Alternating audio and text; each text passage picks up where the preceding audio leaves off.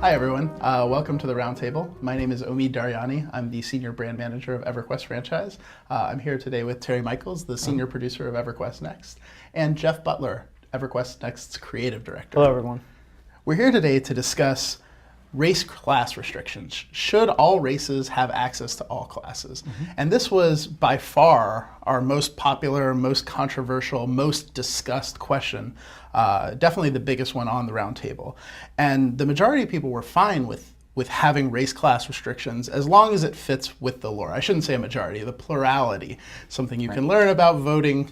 Majorities are over 50%, pluralities are less, but they're in charge. The more you know. So something kind of funny happened here, right?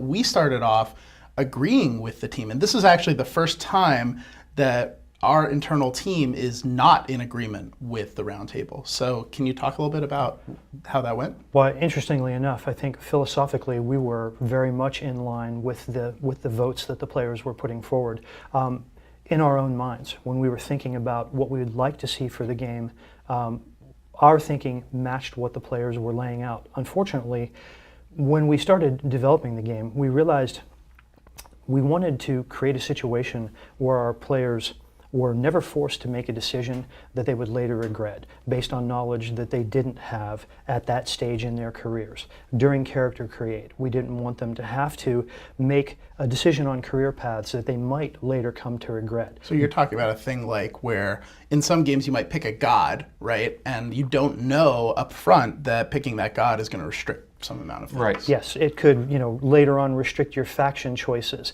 and then you would find out late in the game, after you'd created that character and leveled him up, that you had backed yourself into a corner. And we had effectively, as a development team, allowed you to create a character that you didn't feel was viable.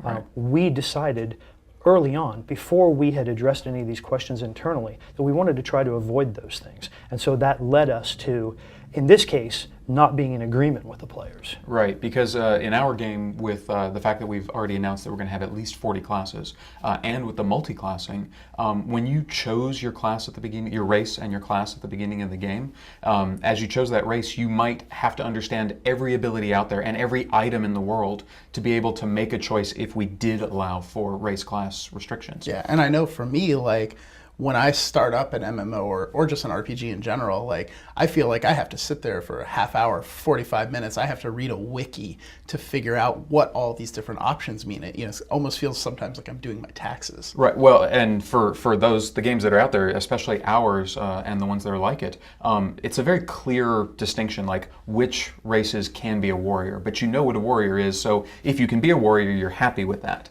In our game, you don't know what other classes are going to have abilities that might augment the playstyle that you really want to create in the game. And so it'd be almost impossible for somebody, even with the wiki and a spreadsheet with all these tools available, you probably couldn't even figure out how you were limiting yourself if we had race class restrictions. We talked about the possibility of somebody creating an ogre warrior. The ogre warrior doesn't necessarily care about the bard class. As an RPer, he doesn't even believe... Hypothetical bard class. Thank you, yes. He doesn't even believe, for instance, that a bard and an ogre should ever meet, right? So he doesn't concern himself. He merrily goes down his career path as an ogre warrior, and then later realizes that for his playstyle, the bard had an ability that could really help him. Right. Well, he couldn't be expected to know that when the game started. Now, if the rest of the player populace would realize that that ability is key to a warrior being successful at the current stage of the game, at that state of game maturity, then he would be disadvantaged. Whether it's his perception or reality, it's a situation that we didn't want the players to have to deal with no knowledge at all. Yeah. And it also applies to as the game expands in the future after we've launched. If we decide to release additional classes, that's information that people wouldn't have had at the beginning of the game, and there's no way for them to have known it. So we would basically be making arbitrary decisions for who gets to play these new classes and who doesn't, and the ramifications are just the players aren't going to like that. So players would just basically get screwed for no reason by design decisions that weren't necessarily intended to mess them up, but Right. just Absolutely. would because of the structure that we put in place. Exactly. Yep, character races that might be added, character classes that might be added, and also items that modify character class abilities and things of that nature.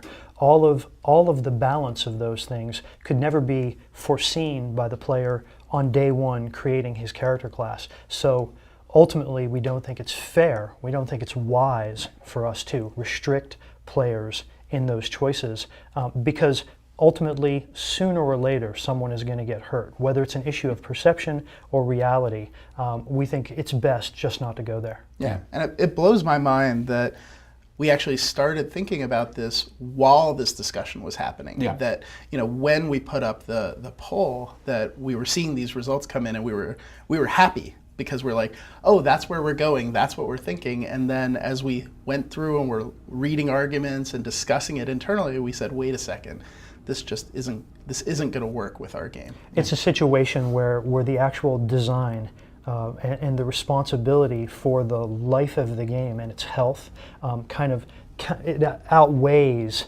the benefits and the desire as a role player and as a game player and a game crafter to actually have these restrictions, because no one looks at this and thinks that that it doesn't have a place in fantasy, right? The dwarven defender from Dungeons and Dragons, it makes sense to people, right? Yeah, and we have ogre bards in real life. Meatloaf, for example. Exactly. So that's another episode of the Roundtable. Thank you guys so much. I thought this one was really interesting in that the discussion actually really changed a fundamental design direction. So we'll see you next time. Thanks very much to Terry and Jeff for their time. Thanks, everyone.